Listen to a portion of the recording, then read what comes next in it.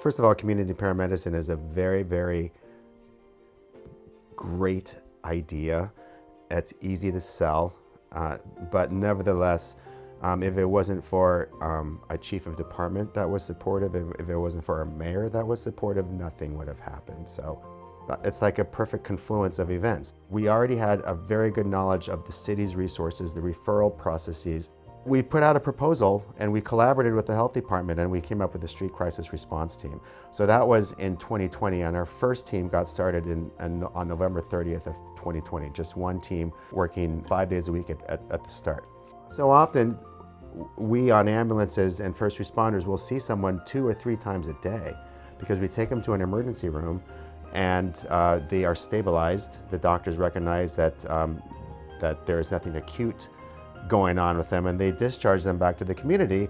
And then, they might have alcohol use disorder or substance use disorder, and some citizen will see them on the sidewalk, prone on the sidewalk, and call 911. We'll come and we'll pick them up again. We'll take them back to the hospital, and it happens again and again and again. And the street crisis response team was tasked with responding to people in acute behavioral crisis. And that team, is an alternative to policing.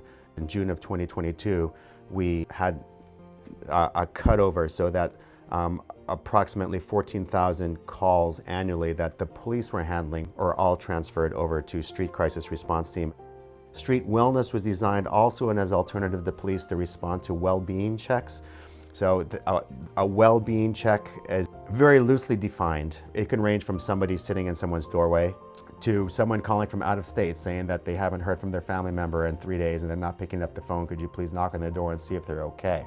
So we've had the street wellness response team and street crisis response team, and we recognize that these teams were essentially responding to the same population. Now, both teams will respond to people that are housed and unhoused, but primarily we're working on street level conditions and people that are experiencing homelessness on the street. Paramedics are usually trained to respond to emergencies, work as rapidly as possible, and save a life.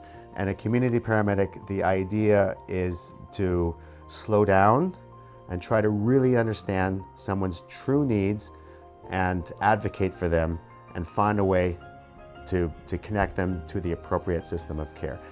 The best thing is to be earnest, respectful, authentic, to get down on someone's level, quite literally get down on their level and start a conversation, offer friendship, provide food, coffee, and let the person know that you're really there to help them.